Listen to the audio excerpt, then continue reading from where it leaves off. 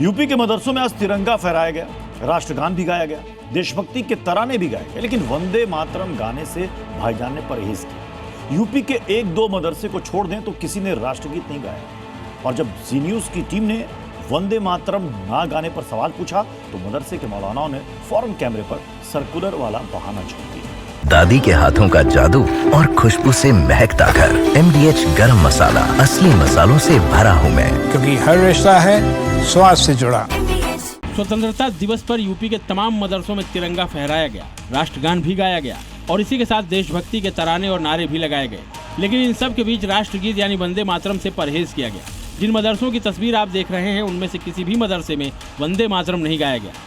और जब जी मीडिया की टीम ने मदरसा प्रबंधक या फिर मदरसे के प्रिंसिपल से इस बारे में सवाल किया तो मदरसे से जुड़े मौलाना मौलवियों ने एक लाइन में रटा रटाया जवाब दिया। हमारे यहाँ जो पहले से हमारी गाइडलाइन है उसके मुताबिक जो है जश्न आज़ादी के अंदर जनगण मन वगैरह है वो जो है हम उसको गाते हैं। और जो भी आगे जो गाइडलाइन हमारे सामने आ गई, जो हमारे बड़े हमारे सामने बात रखेंगे, हम उसको जो है पूरा करने के लिए। वो भी आया नहीं है हमारे पास ऑर्डर, जब आएगा जब देखा जाएगा। अभी तो पार्लियामेंट में मंजूर हुआ है वो। इसमें कोई शक नहीं कि सरकार की तरफ से मदरसों को वंदे मातरम गाने के लिए कोई सर्कुलर जारी नहीं किया गया। हाँ, योगी सरकार की तरफ से गाइडलाइन जो जारी की गई, स्वतंत्रता दिवस को लेकर जो दिशा निर्देश दिए गए, उनके मुताबिक सूबे के सभी मदरसों को हर घर तिरंगा अभियान के तहत देशभक्ति राष्ट्र प्रेम से जुड़े कार्यक्रम आयोजित करने थे। तमाम कार्यक्रमों की जनपदवार रिपोर्ट तैयार करनी थी और फोटो, वीडियो और पेपर कटिंग अपलोड करनी थी।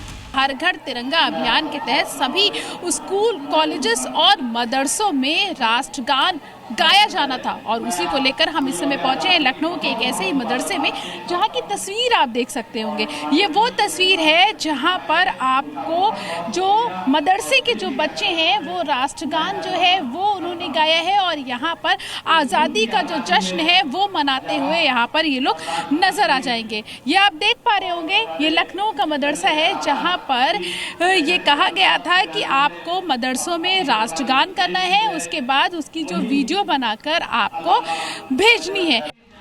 लखनऊ समेत यूपी के तमाम मदरसों ने सिर्फ और सिर्फ इसी प्रोटोकॉल को फॉलो किया और स्वतंत्रता दिवस के मौके पर राष्ट्रध्वज फहराने के बाद राष्ट्रगान और देशभक्ति के गीत गाए।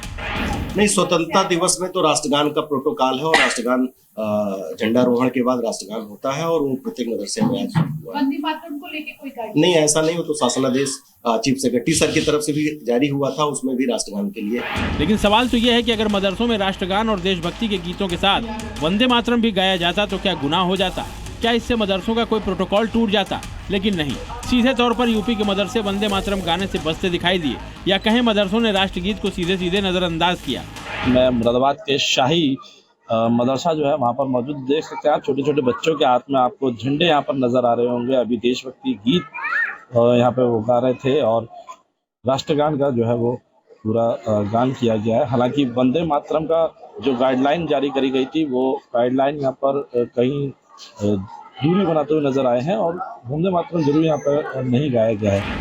अब इसे भाईजान की जिद कहें या फिर वंदे मातरम को लेकर विरोध, क्योंकि एक तरफ मदरसों में राष्ट्रीय गीत गाया भी नहीं जा रहा और जब इस पर सवाल पूछा जा रहा है तो राष्ट्रीय गीत पर आपत्ति जताने की बात कबूल भी नहीं की जा रही है।